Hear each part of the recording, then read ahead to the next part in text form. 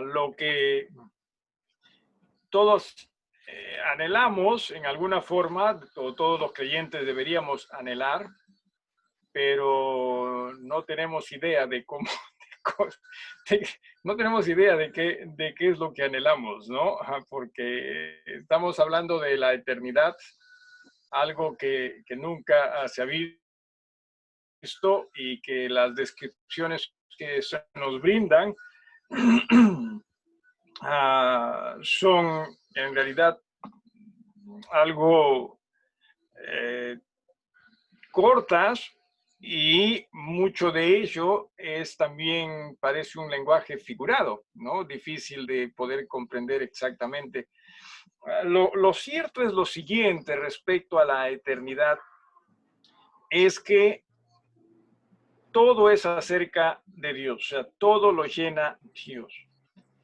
En realidad, y también entendamos esto, nuestras vidas en este lado de la eternidad, yo por lo general lo llamo así, ¿no? Este lado de la eternidad y el otro lado de la eternidad, porque entiéndase, aquellos que ya creemos en Dios, ya tenemos la eternidad, ¿no? O sea, tenemos la eternidad asegurada a través de la sangre de Jesús, pero estamos todavía en este lado, ¿no? De la eternidad, en este lado oscuro de la eternidad, no, en este lado terrenal, ¿no?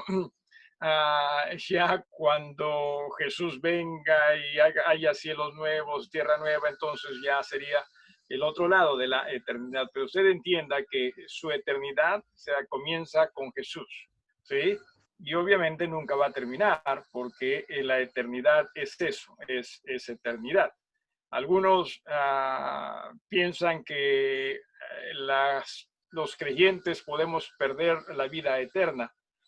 Pero si es que perdiésemos la vida eterna, entonces la vida ya no sería eterna. ¿Tiene sentido? No estoy tratando aquí de jugar con palabras, sino es lógico, ¿no? O sea, ¿cuánto dura la vida eterna? Bueno, una eternidad. Claro, pero algunos dicen, no, la vida eterna se puede perder. No, pues si se pierde, entonces ya no es eterna, ¿no? Por eso es que necesitamos nosotros comprender lo que Jesús nos ofrece, y Jesús nos ofrece vida eterna, ¿sí? Y sabemos que eso no es un tema de qué haces, qué no haces, sino un tema de fe en lo que Jesús hizo por nosotros allí en la cruz del Calvario. Entonces, decía, en cuanto a la eternidad que llamamos a los cielos nuevos, la tierra nueva, todo es acerca de Dios.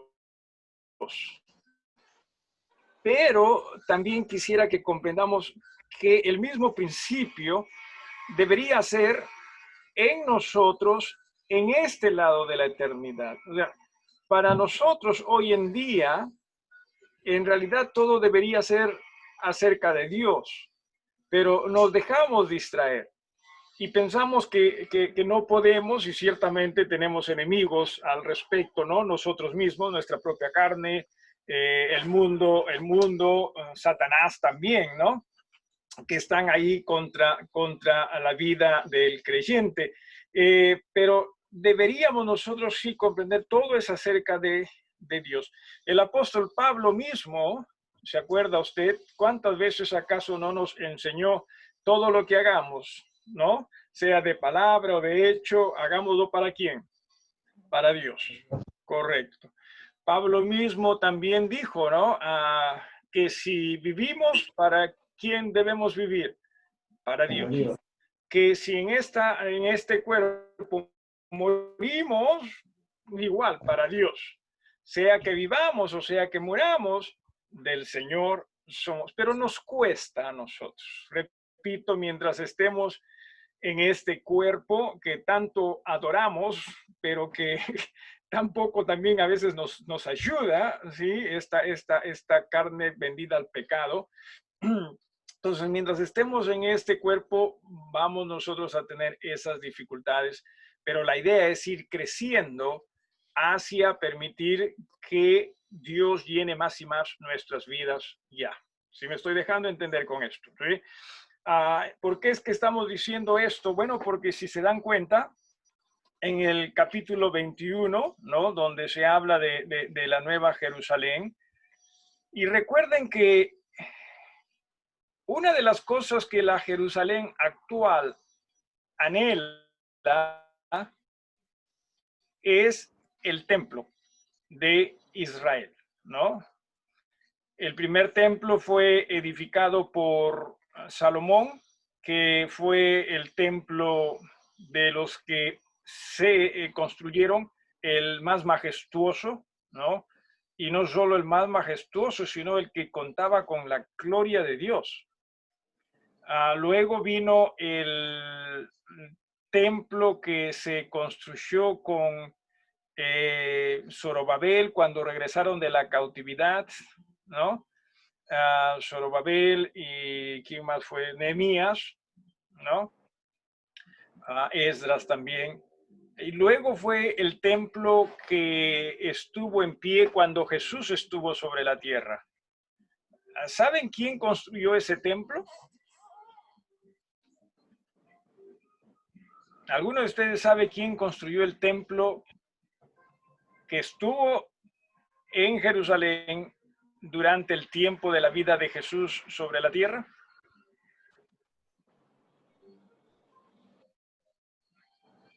No, ni se lo van a imaginar. Quizás algunos de ustedes escupan. Felizmente que no estamos juntos, porque si no, quizás me escupan a mí, ¿no? Fue Herodes. Herodes, o sea, aquel hombre brutal, aquel hombre ambicioso, aquel hombre que sin duda era un puro politiquería, ¿no? Porque Herodes ni siquiera fue judío, ¿sí? Herodes fue edumeo, ¿no? De Edom, ¿sí? Pero en razón a sus contactos es que él no solo logró a tener cierto acercamiento a los judíos, sino que también al mismo César, y a través de ello es que él consiguió ser el rey de los judíos, ¿no? Pero no es él por sus venas, por así decirlo, no corría sangre judía. Uh, pero igual Jesús no se hizo problemas, ¿no? Es que a veces también nosotros nos hacemos problemas con ciertas cosas, de decir, no, esto ha sido hecho por tal o cual, ¿no? Así que no, yo no me meto con esas cosas.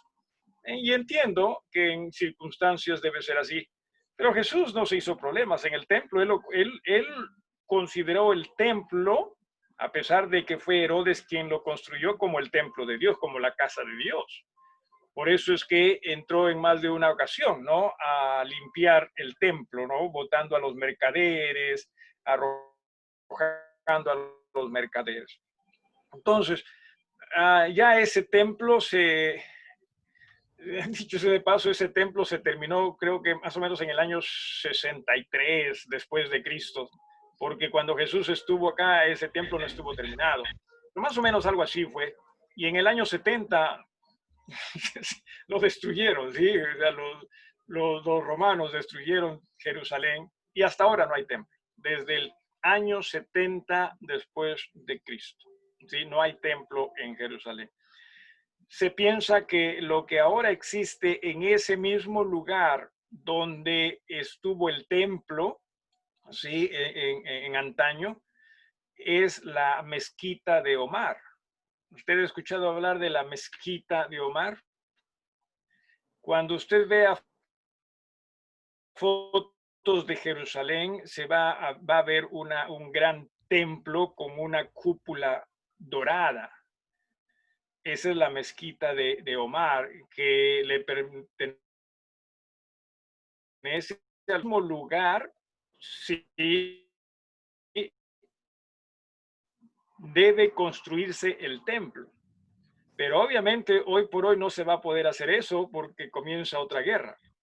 De allí que el anticristo va a tener que ser muy astuto, muy hábil, para poder en ese aspecto así, hacer las cosas en una manera tal en la cual esa mezquita pueda salir de ahí y el templo de Jerusalén nuevamente pueda ser edificado allí. Por eso es que los judíos van a recibirlo como si fuese su Mesías.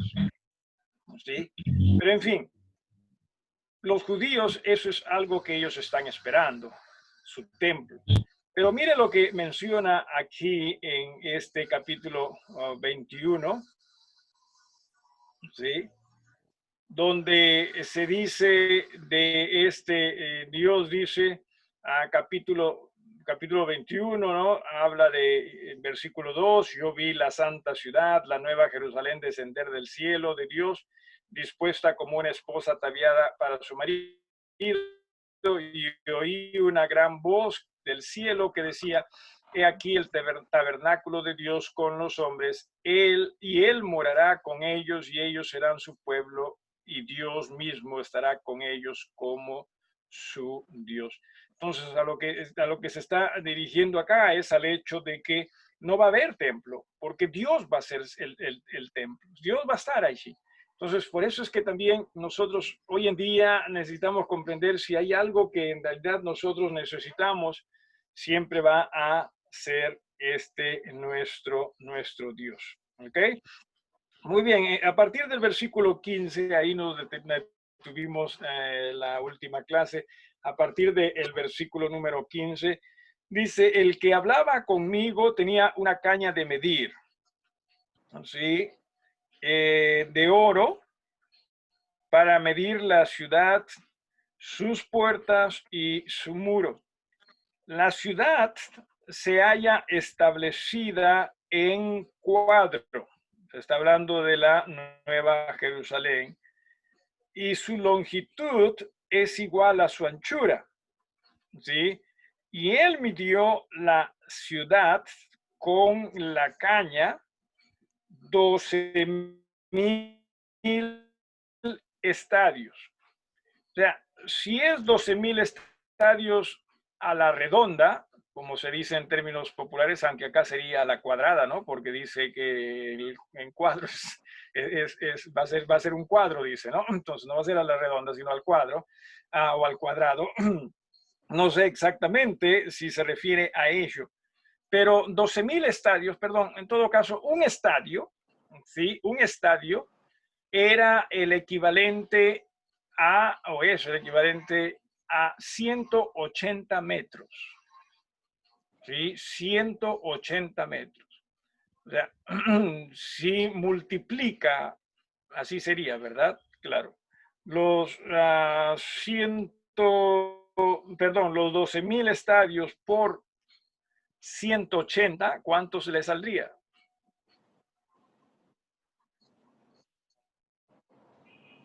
Ahí Jesse se congeló.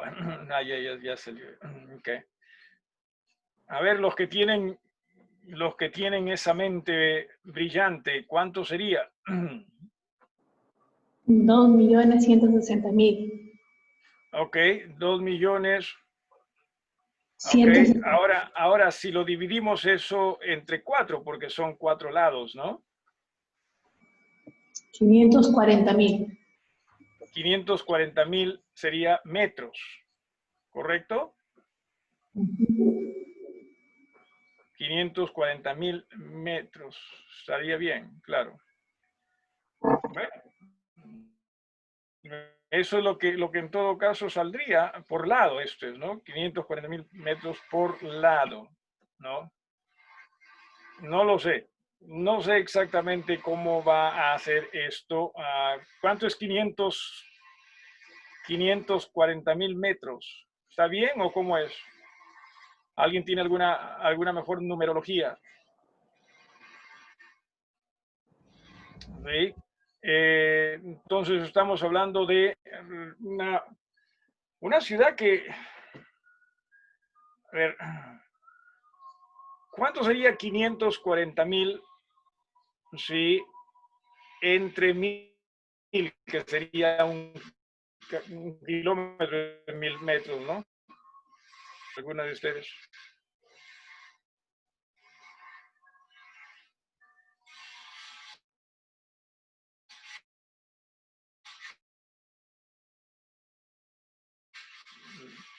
Lo que sí les recomiendo que aquí 540 kilómetros. 500. No entendí. 540 kilómetros. 540 kilómetros. Bueno, es interesante. Estamos hablando de Trujillo-Lima, ¿no? Sí, Trujillo-Lima, a la cuadrada. En fin, honestamente no sabría decirle si va a ser así, ¿sí?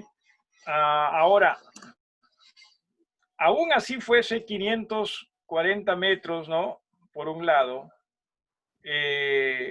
claro, se ve grande, pero estamos hablando de creyentes de toda la historia.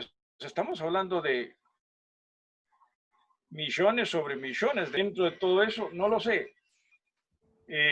Claro, decía, nosotros estamos pensando en tener nuestras casitas, ¿no? Algunos su mansión y todo. No lo sabemos, ¿eh? No sabemos cómo es que esto va a ser.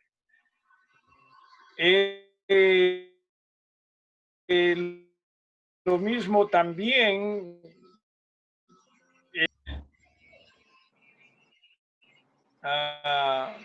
Al final del versículo 16 dice la longitud, la altura, la anchura de ellas son iguales, ¿okay? Pero la altura también, o sea, no lo entiendo, ¿sí? Honestamente, en el versículo 17 dice que hay un muro, ¿sí? Y el muro mide, y su muro mide 144 codos. ¿Cuánto mide un codo? Bueno, depende de la persona, ¿no? Si la persona tiene brazos largos, el codo va a medir más. 45 centímetros. ¿Sí? 45 centímetros. Que sería 6.480. Perdón, no. A ver, no, estamos hablando de 144 por 0.45. 64.80. 64.80, ¿no?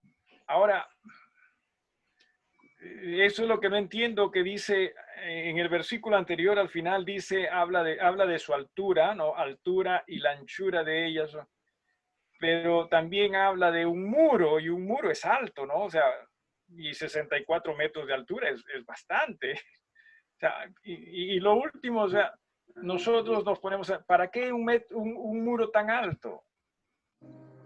¿Por qué razón es que, a ver, usted sabe que la ciudad de Trujillo, en la época colonial, tenía una muralla, un muro alrededor, ¿no? Lo que conocemos ahora como la Avenida España.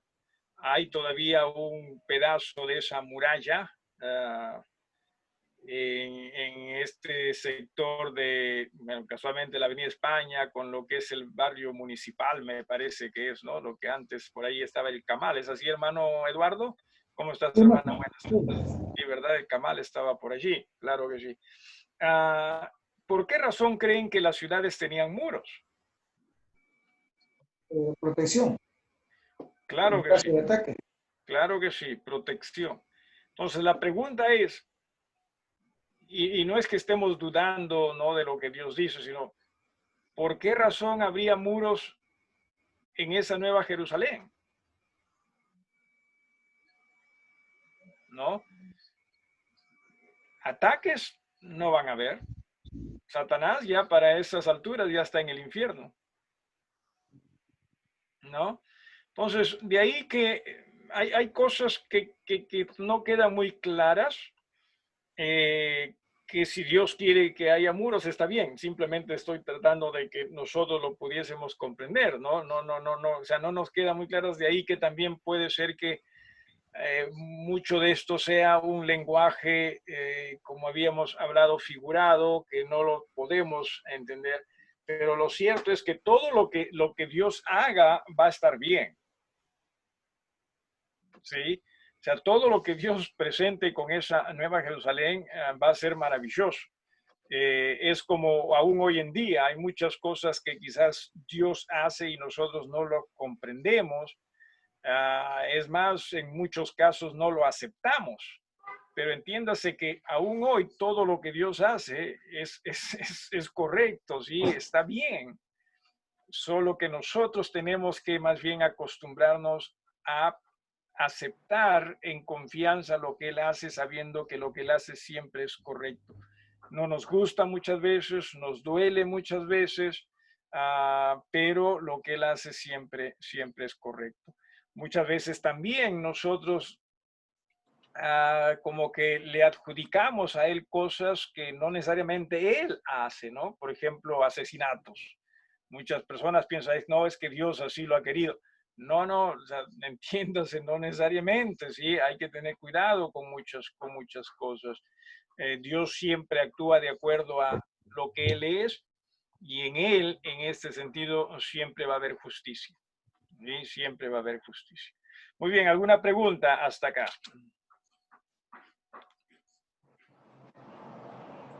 Sí, en el versículo 17 mismo, algo interesante, dice, y midió su muro 144 codos de medida de hombre, que repetimos, el codo medía, o el equivalente a su medida era de 45 centímetros, pero algo interesante dice ahí, al final del versículo 17, la cual es de ángel.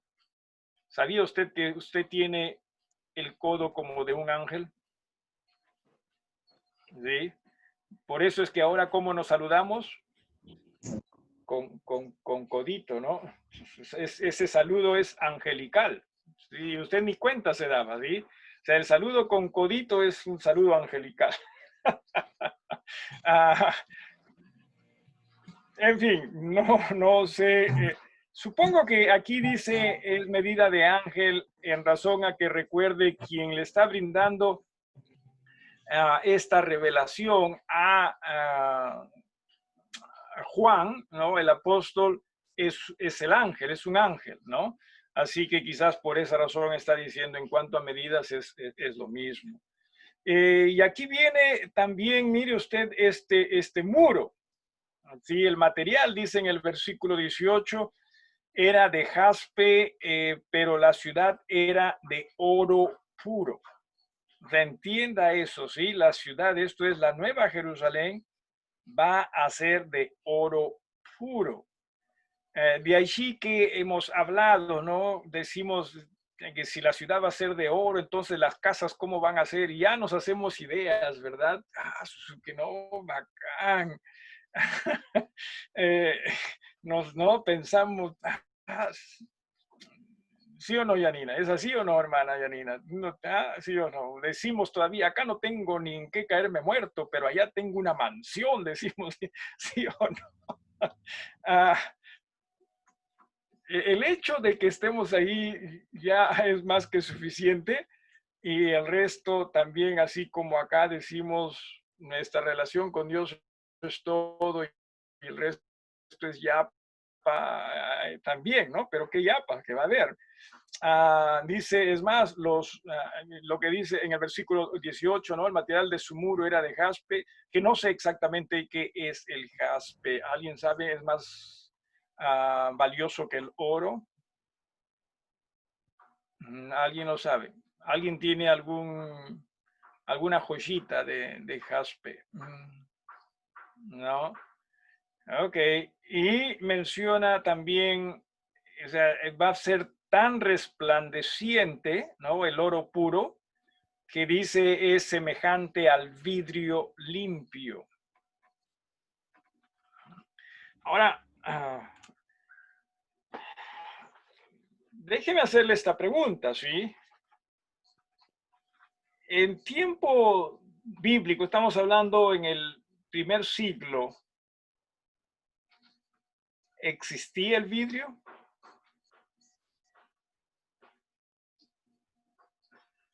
¿Alguien que se acuerde, que lo sepa? Existía el vidrio.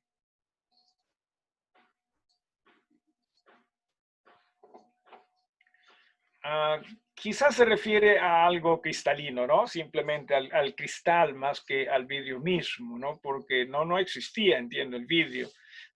Los espejos que sí en algunos lugares había o se poseían eran más espejos metálicos.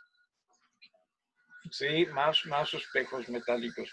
Pero en fin, simplemente algo para considerar. Y mire, los cimientos, dice, del muro de la ciudad, sí, estaban adornados con toda piedra preciosa.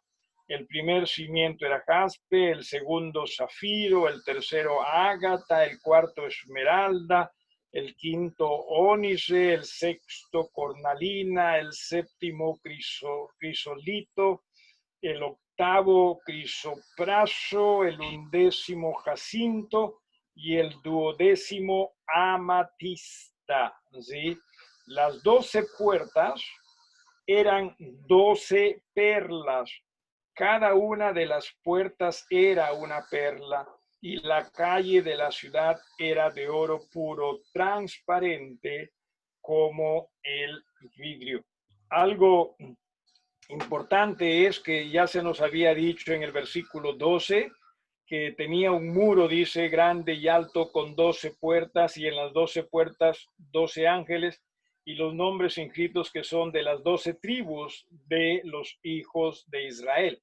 Bien, también en el versículo 14 se nos dice, y el muro de la ciudad tenía 12 cimientos, sobre ellos los 12 nombres de los 12 apóstoles del Cordero. O sea, aquí en este pasaje ya, o en este, perdón, en estos versículos que hemos leído, estamos hablando de los cimientos, ¿no? Y estamos hablando del material de los cimientos, pero recuerden que cada cimiento, según lo que menciona acá, va a tener el nombre de cada uno de los apóstoles.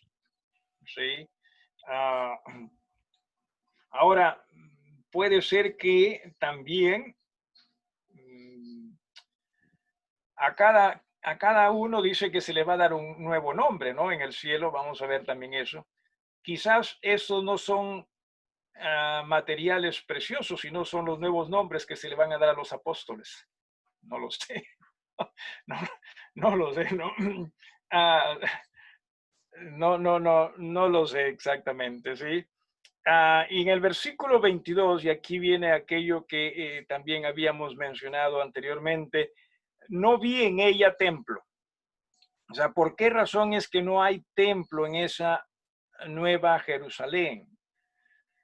Dice, porque el Señor Dios Todopoderoso es el templo de ella y el Cordero. O sea, una vez más, recordemos lo siguiente, ¿sí?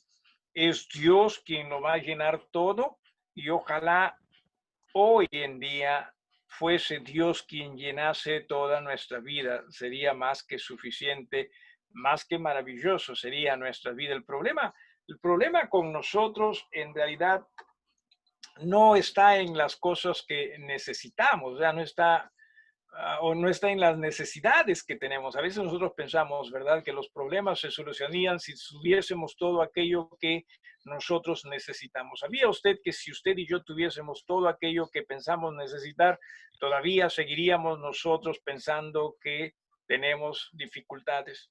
No nos llenaría, en realidad, ¿sí? Recuerde, es Dios quien llena. Sí, y ojalá que, repito, no solo nosotros comprendamos ello respecto a la eternidad, no, o al otro lado de la eternidad, sino también a este lado de la eternidad. El apóstol Pablo, ¿se acuerda usted? Y lo voy a invitar a usted a ir a Filipenses.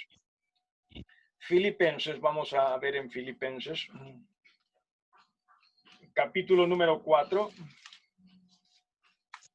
Filipenses, capítulo número 4.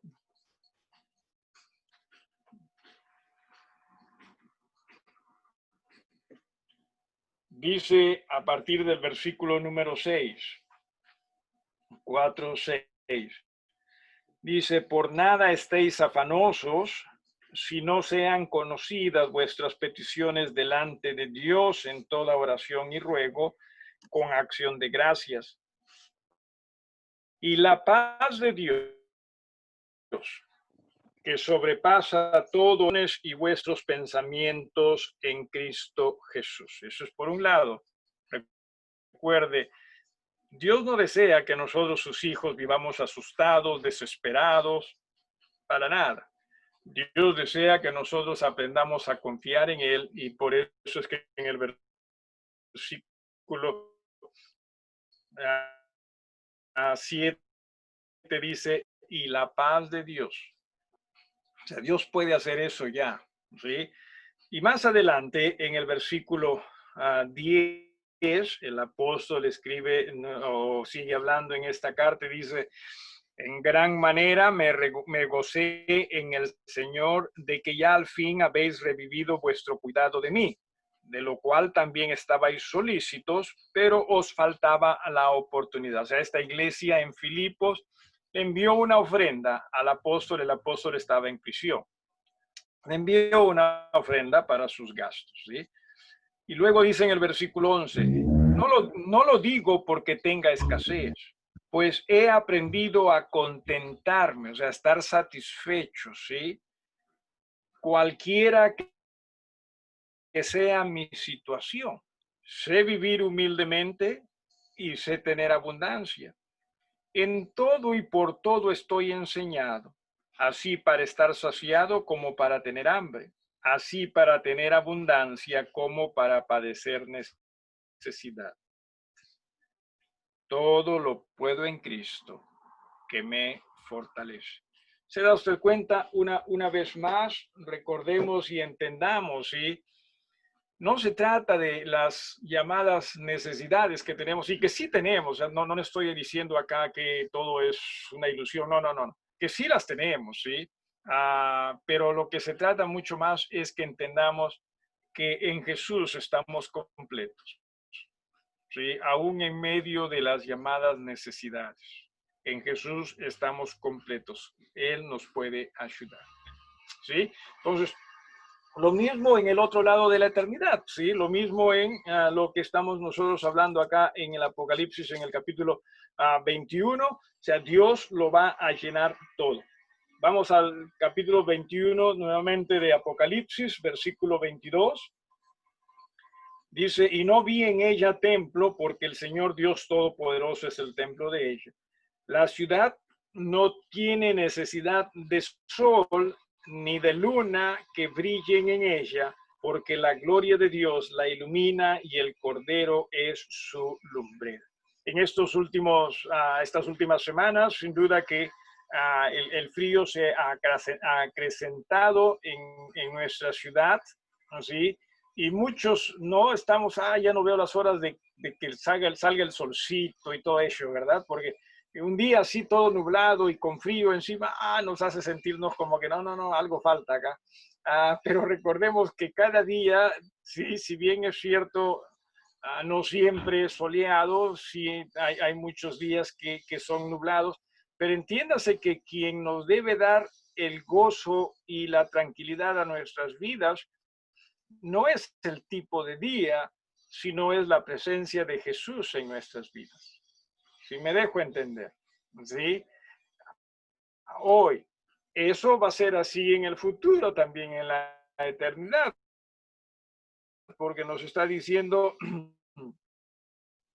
la ciudad, ni de luna que brillen en ella, porque la gloria de Dios la ilumina y el Cordero es su lumbrera. Recuerde que estamos hablando de cielos nuevos y de tierras nuevas, ¿verdad? O sea, ¿va a haber sol? Bueno, parece que no. ¿Va a haber luna? Parece que no. No lo sabemos, sin embargo, pero lo que sí sabemos es que no va a haber necesidad de ellos en caso Dios decide que no haya o no existan. ¿Por qué? Porque Dios es quien lo va a llenar todo. ¿Sí? Dios es quien lo va a llenar todo. Y en el versículo 24 nos dice, y las naciones que hubieren sido salvas andarán a la luz de ella, y los reyes de la tierra traerán su gloria y honor a ella. Sus puertas nunca serán cerradas, están hablando de la ciudad de día, pues allí no habrá noche. Y llevarán la gloria y la honra de las naciones a ella. No entrarán en ella ninguna cosa inmunda o que hace abominación y mentira, sino solamente los que están inscritos en el libro de la vida muchas veces, porque aquí es confuso, aquí honestamente es algo confuso porque se está hablando de naciones cuando ya estamos nosotros estudiando de cielos nuevos y tierra nueva. Se está hablando de que no entrarán cosa inmunda, ¿no? Cuando sabemos que no va a haber inmundicia, o sea, no va a haber pecado. Entonces, ¿por qué se están hablando de estas cosas? Porque da la impresión, y creo, puede ser que esté equivocado, dicho sea de paso, da la impresión de que en ciertas partes de la escritura hace una combinación de lo que es y va a ser el milenio y la vida eterna. ¿Sí? O sea, como que nos hace regresar de allá para acá y de acá para allá, ¿no? Como que, porque yo pienso que, por ejemplo, estos versículos serían más parte de lo que es el milenio que lo que es la vida eterna, sobre todo en los últimos versículos que hemos leído, ¿no? En el versículo 25, ¿sí? Dice, sus puertas nunca serán cerradas de día, pues allí no habrá noche. Ok, ya lo entendemos, ellos lo comprendemos. Dice en el versículo 26, llevarán la gloria y la honra de las naciones a ella. O sea, ¿van a haber naciones todavía? ¿A qué se refiere? Estamos hablando aquí todavía de la eternidad, o sea, cielos nuevos, tierras nuevas, o todavía, o ahí se regresa al milenio, ¿no? Que es sobre esta tierra. Así que esa parte sí es un poquito compleja, confusa, pero no es tampoco exclusivo esto de Apocalipsis. Hay pasajes en los cuales Salmos es uno de ellos también, donde se habla de algo que está pasando o ha ocurrido, pero que también como que hace una especie de profecía hacia lo que va a venir. Así que quizás acá también se esté haciendo algo así. No sabría decirles honestamente. ¿Alguna pregunta? De hecho que no va a haber maldad en el cielo, ¿no? De hecho que no va a haber maldad. No sé si alguien tiene alguna pregunta o algo que quisiera agregar.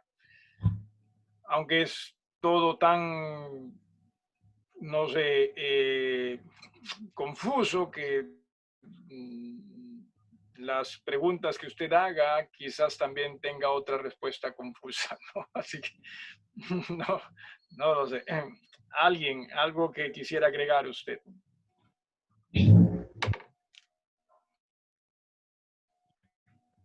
¿Hay alguien?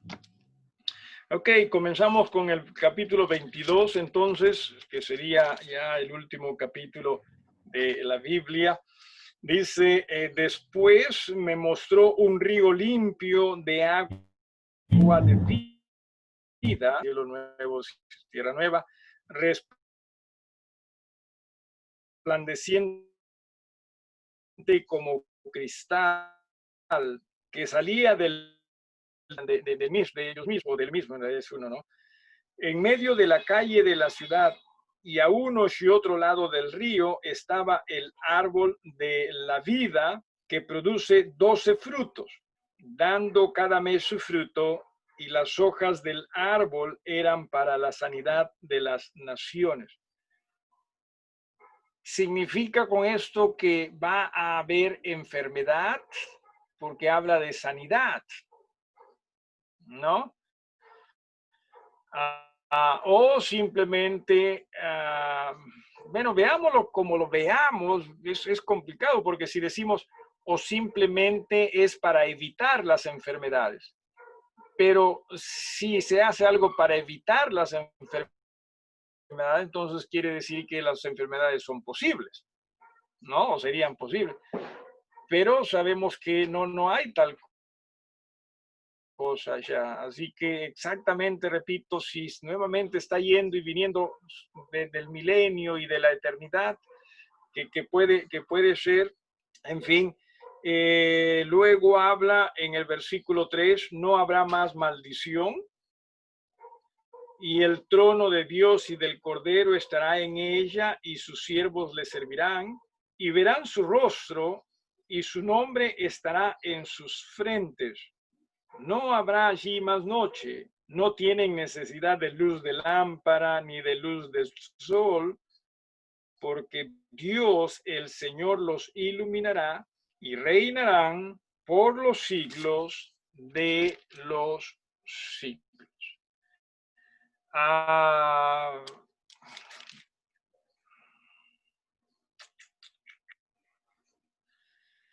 Una pregunta. Sí, Naomi, levantaste la mano. Pastor, me doy cuenta que aquí habla mucho sobre naciones. ¿Sobre O qué? sea, naciones. ¿Ya? Varias. Entendería que en esta etapa solo habría una nación. O sea, no habrían como diferencias, ¿no? Porque yo recuerdo que en naciones usted hacía la equivalencia que eran razas. Razas, cierto. No sabemos exactamente, ¿no? O sea, porque habla también del hecho de que se irá a adorar, sí que, o sea, no todos los seres que vivan en la eternidad van a vivir en la ciudad, otros van a vivir fuera de la ciudad, que puede ser también, ¿sí? Pero exactamente no se nos da esto, ¿sí? De hecho, que la ciudad sí es de oro, ¿sí? No quiere decir quizás que todo se vaya a ser de oro, o sea, toda la creación, sino esa ciudad nada más. Simplemente nos queda aquí para entender que si bien es cierto no lo comprendemos hoy, pero va a ser maravilloso. Algo que quería preguntar es, bueno, dicen no va a haber necesidad bueno, no habrá allí más noche, sí, no hay necesidad de lámpara ni de luz del sol, porque Dios el Señor los iluminará.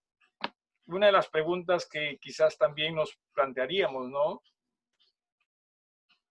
¿Se va a dormir en la eternidad?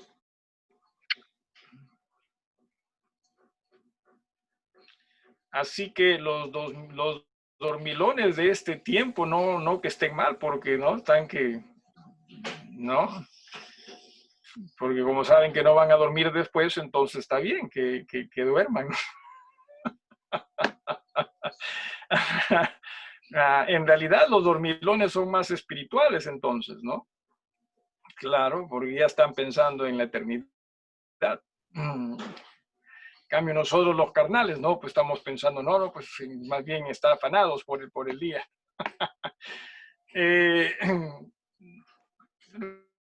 Repito, va a ser comprender cómo va a ser eso. Lo que sí entendamos, si Jesús va a estar allí, entonces nosotros también queremos estar allí, porque Él es todo, ¿sí? Él es todo y suficiente. No comprendemos mucho, yo no lo comprendo, honestamente, ¿sí? ¿Cuánto de esto es figurado? ¿Cuánto de esto es literal? No lo sabemos.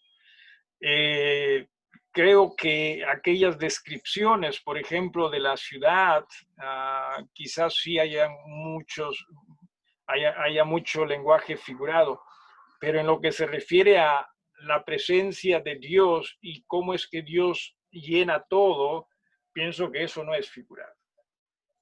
Sí, que eso en realidad sí es lo que vamos nosotros a experimentar. Versículo número 6 dice, y me dijo, estas palabras son fieles y verdaderas, y el Señor, el Dios de los espíritus de los profetas, ha enviado su ángel para mostrar a sus siervos las cosas que deben suceder pronto. He aquí vengo pronto. Bienaventurado el que guarda las palabras de la profecía de este libro. Yo, Juan, soy el que oyó y vio estas cosas. Este es Juan el apóstol.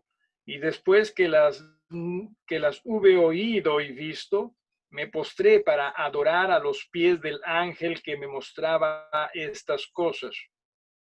Pero él me dijo, mira, no lo hagas, porque yo soy consiervo tuyo, de tus hermanos los profetas, y de los que guardan las palabras de este libro.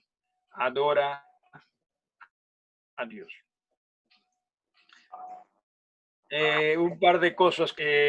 Número uno, que cierto es Juan quien recibe esta revelación. Número 2, que ángeles no deben ser adorados. Muchas veces tenemos esa costumbre o tradición en nuestra cultura de adorar a los ángeles, sobre todo a los chiquititos, ¿no? Porque son así todos cachetoncitos, todos bonitos son, ¿no? Los grandes sí son pura ala, son, ¿no? Ahora a los ángeles. No tenemos nosotros por qué hacerlo, ¿sí? No se adora a los ángeles. ¿Se debe orar a los ángeles? No, tampoco. ¿Se debe clamar a los ángeles? Tampoco. Jesús es suficiente. Y si Jesús cree dentro de esa su suficiencia hacer uso de un ángel, lo hará, ¿sí?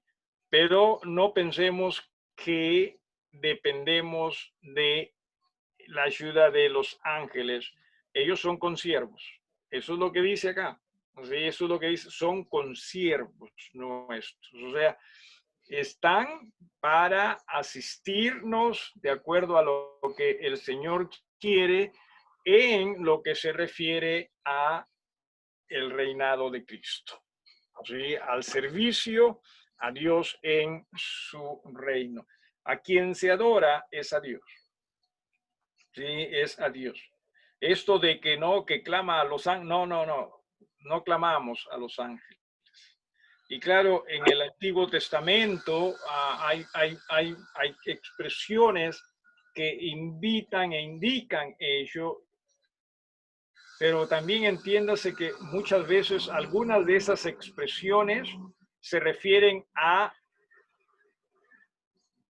Jesús, ¿sí? O sea, al Cristo, como el ángel de Jehová, ¿sí? Por ejemplo, el ángel de Jehová acampa alrededor de los que le temen, ¿no? Entonces muchos piensan, todos tenemos ángeles. No. Quizás se refiere ahí a Jesús, ¿sí? O sea, al Jehová que se haría hombre. Así que hay que tener muchísimo cuidado con este tema de los ángeles. Lo cierto es que no hay necesidad de clamar a ellos, hay que clamar a Dios. No hay necesidad de adorar a ellos, hay que adorar a Dios. ¿Sí? Hay que tener mucho. ¿Alguna pregunta en cuanto a esto? Porque es un tema que honestamente no se tiene muy claro en el cristianismo. Muchos creyentes piensan que sí hay que clamar, ¿no? Y el ángel está allí a la puertita nomás de tu casa, listo para hacer, ¿no?, lo que tú necesites. No es así. Disculpen que en todo caso los esté decepcionando al respecto, pero no es así. Sí, no es así. ¿Alguna pregunta o algo que quiera agregar usted en cuanto a esta parte? Sí, Rosy. Camila, también, adelante. Dale, Rosy. Entonces estaría, bueno, no es adorar, pero por ejemplo, cuando al menos yo, ¿no? Mi madre falleció, para mí es un ángel que está en el cielo con Dios. Con eso no quiere decir que lo adoremos, que lo adoro, sino que siempre para mí me está cuidando y me está protegiendo junto, primero Dios y después ella, ¿no? Porque es una persona que me quiso demasiado por mi madre, ¿no? Creo yo, ese es mi pensar. Okay. ¿No? Es un sentir que tenemos porque humanamente hablando nos acostumbramos tanto a la persona, ¿no? Y es natural ello. Pero entiéndase que Jesús es suficiente. Es más, las palabras que te escuchaba, Rosy, si me permites el atrevimiento, ¿no? Decías, primero Dios y después mi madre. No. O sea, Dios es más que suficiente. Si Dios decide usar, ¿no? Decide usar en este caso a tu madre, pero es Dios, si te das cuenta. Es Dios. O sea, entonces Dios es más que suficiente, ¿no? Lo mismo con los ángeles. tampoco necesariamente entiéndase que los seres humanos que fallecen se convierten en ángeles. No, la Biblia no enseña eso, sino es algo que nace más de nuestro deseo, ¿no? De nuestro, bueno, debe convertirse en algún ángel, ¿no? De hecho, pero bíblicamente hablando no hay sustento para ello. Sí, no hay sustento. Y que esto no nos desanime o no nos decepcione, entienda, Jesús es suficiente, ¿sí? Y Él siempre va a hacer lo que Él entiende es correcto. Camila. Perdón, no es de los sobre los ángeles, es del versículo 5. No sé si explicó por qué dice reinarán. Versículo número 5. A ver, no habrá allí más noche y no tienen necesidad de luz de lámpara ni de sol, ni de luz del sol, porque Dios el Señor los iluminará y reinarán por los siglos de los siglos. Creo que acá más bien se está refiriendo a que mucho se hace mención, por ejemplo, en el versículo 3, y no habrá más maldición y el trono de Dios y del Cordero, ¿no? O sea, se habla de ellos van a estar reinando, quizás a eso es a lo que se refiera. Valdría la pena una mayor atención a esa frase o en todo caso a esa construcción gramatical, ¿no? Porque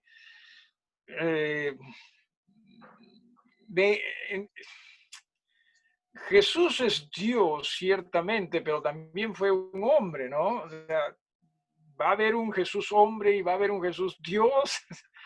O sea, hombre no en el sentido de tener cuerpo humano, sino una persona que represente a Jesús como hombre y otra a Jesús como el Dios.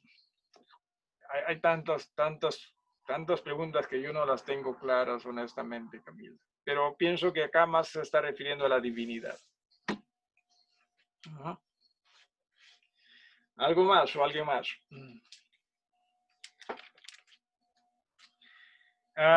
Bien, luego también en el versículo 10, y me dijo, no selles las palabras de la profecía de este libro porque el tiempo está cerca. Entienda, ¿sí? Si bien es cierto, han pasado 2000 años desde que se dio esta revelación, el tiempo sigue estando cerca. Sí, claro, nosotros decimos 2000 años, ¿cómo va a ser cerca eso? No, o sea, para Dios el tiempo sigue siendo cerca. A nosotros no se nos ha dicho que tratemos de comprender cuándo es que todo esto irá a pasar. Lo que se nos ha dicho es listos. No, o sea, estemos listos. Por eso es que al punto de que acá se dice, no selles estas palabras, no selles las palabras de la profecía. Y habla luego de el que es injusto sea injusto todavía, y el que es inmundo sea inmundo todavía, y el que es justo practique la justicia todavía, y el que es santo santifíquese todavía. ¿Sí? Entiéndase esto aquí, más que nada está haciendo mención del hecho de déjense de ser lo que ustedes quieren ser y traten de ser lo que Dios quiere que ustedes sean. ¿Sí? Porque en nuestra mente está, no, todavía no viene, no, todavía no va a venir, no ya tendré tiempo ya de cambiar, ya tendré tiempo de rendirme, de aceptar a Jesús como mi Salvador. Y lo que está hablando es como que, ¿no? Ya ustedes creen que lo saben todo, pero no saben nada, ¿no? Entonces, sí, siempre ha sido así, ¿no? Siempre ha sido así. Cuando Jesús envió a Isaías, por ejemplo, ¿no? A Isaías le dijo, pero ¿por qué voy a predicar si no me van a escuchar? Y es que siempre ha sido así y seguirá así. En la tribulación también hemos visto que hay personas que van a desear morir, pero aún así no se van a arrepentir, ¿no? Así que más va por ese lado. Dice, lo cierto es que en el versículo 12, he aquí yo vengo pronto, mi galardón conmigo, para recompensar a cada uno según sea su obra. Y regresando al versículo 11, entienda que el injusto, si es que no se convierte al Señor, va a morir como injusto. Y aquí no estamos hablando de personas de mal, porque recuerde, todos somos pecadores. Aquí estamos hablando de todo ser humano todo ser humano necesita del perdón de Dios. Jesús, entienda usted, a ver, cuando Jesús es colgado allí en la cruz, se habla de dos delincuentes, ¿verdad? En verdad estos delincuentes fueron asesinos. La palabra que se usa, hay dos palabras que se usa para delincuentes, ¿no? En la Biblia. Uno es el que roba, ¿no? El que roba a escondidas, por ejemplo, el que estafa. Pero otro es el que roba a la luz del día y que roba con violencia porque lo hace a la luz del día. Y dentro de ellos están los asesinos. ¿Sí? Entonces, la palabra que se usa para los delincuentes que murieron con Jesús es la palabra de los violentos. Es más, alguien dijo, y me parece que tiene sentido, posiblemente hayan sido personas que hacían sus redadas con Barrabás. Barrabás era, o sea, cuando se elige a Barrabás, ¿no? Para ser liberado y que se entregue a Jesús, honestamente lo que se está diciendo, preferimos a este asesino que a Jesús. O sea, eso es lo que el pueblo estaba diciendo, ¿sí? Y claro, usted dirá, no, yo seguro que hubiese elegido a mi Jesucito, ¿no? Mi Jesucito. No, usted y yo quizás hubiésemos hecho lo mismo, ¿sí? O sea, todos somos pecadores. Así que entiéndase ello. Y Jesús, mire, si con su sangre salvó la vida de esa persona que fue colgada en la cruz, de ese delincuente, de ese posiblemente asesino. O sea, no piense usted que por usted entonces Jesús debió hacer un sacrificio menor porque usted es buena gente. No, no, no. O sea, todos nosotros somos pecadores delante de Dios. Y todos nosotros necesitamos pedir perdón a Dios por nuestros pecados. Si usted no lo hace, pues usted va a seguir como, no, ya más adelante lo hago. No, no, no. Hoy es el día. Hoy es el día. ¿Sí? Luego dice en el versículo 13, yo soy el alfa y la omega, el principio y el fin, el primero y el último. Bienaventurados los que lavan sus ropas para tener derecho al árbol de la vida y para entrar por las puertas de la ciudad. Ahora, ¿cómo lavamos las ropas? Entienda, a través de la sangre de Jesús, ¿sí? Mas los perros estarán fuera, y los hechiceros, los fornicarios, los homicidas, los idólatras y todo aquel que ama y hace mentira. El infierno quizás, ¿no? La condenación acá para ellos. Yo, Jesús, versículo 16, he enviado mi ángel para daros testimonio de estas cosas en las iglesias. Yo soy la raíz y el linaje de David, la estrella resplandeciente de la mañana. Y el espíritu y la esposa dicen, ven. A ver, ¿quién es la esposa? La iglesia. La iglesia. ¿Sí? ¿Se acuerdan que hemos hablado de los dos testigos también en la gran tribulación? ¿Se acuerdan que hablamos que posiblemente algunos dicen Moisés, Enoc, Moisés, Elías, y dijimos también, hey, ¿qué tal del Espíritu Santo y de la iglesia? Y acá, mire, está versículo 17, y el Espíritu y la esposa dicen, ven. ¿Sí? No sé, simplemente puede ser. Y el que oye diga, ven, y el que tiene sed, venga, y el que quiera tome del agua de la vida gratuitamente. Entienda usted, sí, Dios quiere la salvación de todos. Dios quiere que usted beba de esas aguas vivas que vienen de Él. Dios quiere la salvación de todos. Pero todos necesitan, mientras en vida, reconocer que son pecadores y pedirle perdón a Dios, aceptando a Jesús como el Salvador. No piense que usted se va a salvar por lo que usted hace. No. No piense que usted se va a salvar por lo que otros hacen por usted. No. Salvo que ese otro sea Jesús. Solo en Jesús está la salvación. Yo testifico, menciona en el versículo 18, a todo aquel que oye las palabras de la profecía de este libro. Si alguno añadiere a estas cosas, Dios traerá sobre él las plagas que están escritas en este libro.